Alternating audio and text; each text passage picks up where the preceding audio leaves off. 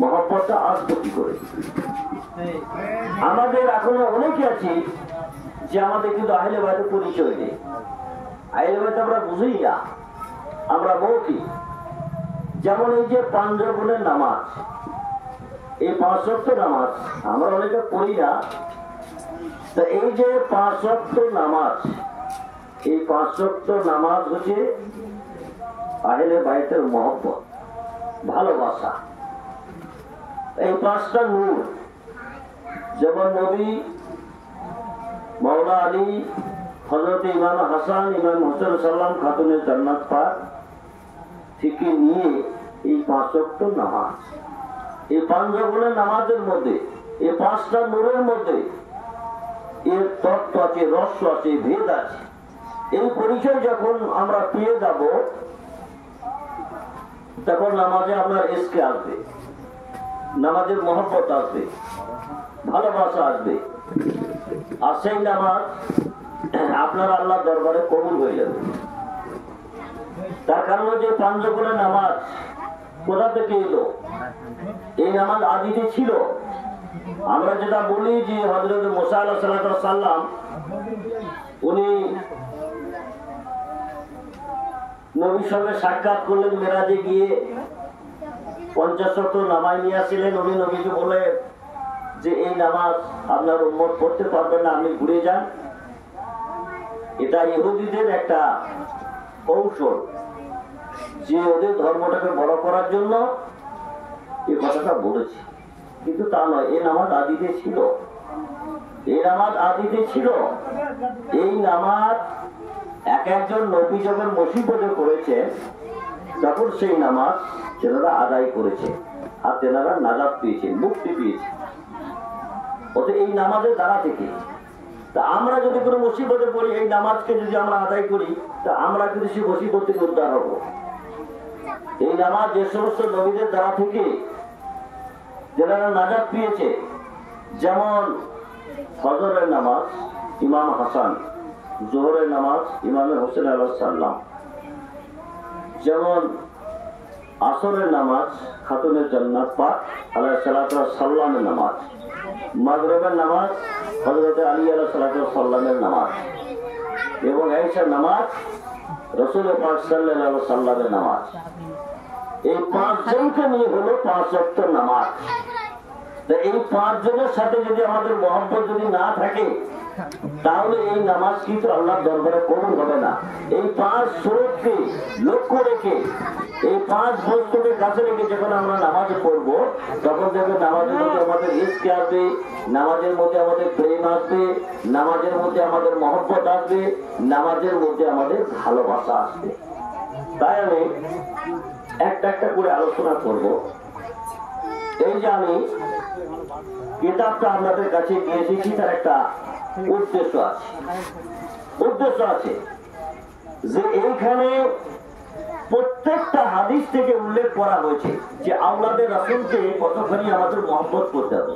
এবারে আসুন, এই হাদিস হচ্ছে তিরমিজি শরীফ, পৃষ্ঠা হচ্ছে 1048। এবারে একটা একটা করে আমি হাদিসগুলো আমি বলছি। এই হাদিস হচ্ছে 3707, হযরতে আবু সাঈদ আল খুদরি রাদিয়াল্লাহু তাআলা আনহু থেকে বর্ণিত। তিনি বলেন যে রাসূল সাল্লাল্লাহু আলাইহি সাল্লাম বলেছেন যে আল হাসানু ওয়াল হুসানু উভয় হচ্ছে জান্নাতের যুবকদের সর্দার। বলুন সুবহানাল্লাহ। এই হাদিসটা কিন্তু তিরমিজি শরীফ, কিন্তু কে লিখেছেন? এটা সন্ধান করে আমার হুজুর এই কিতাবটা লিখেছে। তাহলে বলা যাচ্ছে যে আমরা বা এই চেষ্টা তরিকার মধ্যে যদি এই আহলে বায়তের প্রতি আমাদের মহব্বত ভালোবাসা যদি না থাকে, বা আমরা যদি ভালো না বাসি, তাহলে উনি শেষ বয়সে এত কষ্ট করে এই কিতাবটা লিখতেন না। এটা শুধু একটা হাদিস বললাম। পরবর্তী দেখুন, হাদিস নম্বর হচ্ছে 3708। কত? 3708।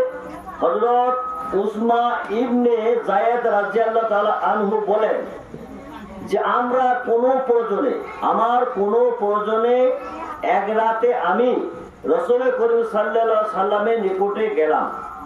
অতএব নবী করিম সাল্লাল্লাহু আলাইহি সাল্লাম এমন অবস্থাতে বাইরে এলেন যে একটা কিছু তার পিঠে জড়ানো ছিল, যা আমার জানা ছিল না। আমি আমার প্রয়োজন সেরে অবসর মতন জিজ্ঞাসা করলাম, আপনার শরীরের সাথে জড়ানো এটা কি? তিনি পরিষেদ উন্মুক্ত করলেন এবং দেখা গেল তার কোলে হাসান আর হোসেন আলাইহিস সালাম। তিনি বলেন, এরা দুজন আমার পুত্র ও নাতি এবং আমার কন্যার পুত্র। হে আল্লাহ পরওয়ারদিগার আলম মাওলা, আমি এদের দুজনকে ভালোবাসি, সুতরাং আপনিও এদের ভালোবাসুন। যে ব্যক্তি এদের দিকে ভালোবাসে, আল্লাহ তুমি তাহাদিকে ভালোবাসো। হযরত আবু ঈসা আলাইহিস সালাম বলে হাদিসটি হাসান ও গরীব, মানে সহিহ হাদিস করে। এই হাদিসটা বাদ দেওয়ার ক্ষমতা কারো নেই। তাহলে আবু খুদরুর রহমতুল্লাহ বলছেন যে আমি কোনো একটা কারণে রাসূল পাক সাল্লাল্লাহু আলাইহি সাল্লামের বাড়িতে গেলাম, আমার মনে হলো উনি কাপড়ের মধ্যে জড়িয়ে কোনো একটা জিনিস ওনার সেই কাপড়ের জড়ানো অবস্থার মধ্যে আছে। আমি কিছুক্ষণ পরে জিজ্ঞাসা করলাম বা উনি খুলে দেখালেন, দেখলেন ইমাম হাসান ইমাম হোসেন আলাইহিস সালামকে জড়িয়ে ধরে আছে। তখন আমি জিজ্ঞাসা করলাম, উনি বললেন যে এনারা আমার নাতি এবং সন্তানও মনে করতে পারো এবং আমার কন্যার সন্তান। আমি এদের দিকে ভালোবাসি, এদেরকে আমি মহব্বত করি এবং হে আল্লাহ পরওয়ারদিগার আলম মাওলা, যারা এদের মহব্বত করলো, যারা এদের ভালোবাসলো, আপনি তাহাদের মহব্বত করুন, আপনি তাহাদেরও ভালোবাসুন। দেখুন তাহলে কত গুরুত্বপূর্ণ কথা একটা একটা করে আমার পীর ও মুর্শিদ মাওলা তিনি হাদিসের মধ্যে রওয়াত করে গেছে। কিন্তু এই হাদিসটাল আমার হুজুর লিখেছে, কিন্তু বাণীটা তেনার নয়, কথাটা তেনার নয়। কথাটা কার? না আল্লাহর নবী জনাবে মুহাম্মদুর রাসূলুল্লাহ সাল্লাল্লাহু আলাইহি ওয়াসাল্লাম। পরবর্তী হাদিস দেখুন, হাদিস নম্বর 3709, হযরত আব্দুর রহমান ইবনে আবু নুম রাদিয়াল্লাহু তাআলা আনহু থেকে বর্ণিত, এক ইরাকবাসী তিনি মাসের রক্ত কাপড়ে লাগানো অবস্থায় হুজুর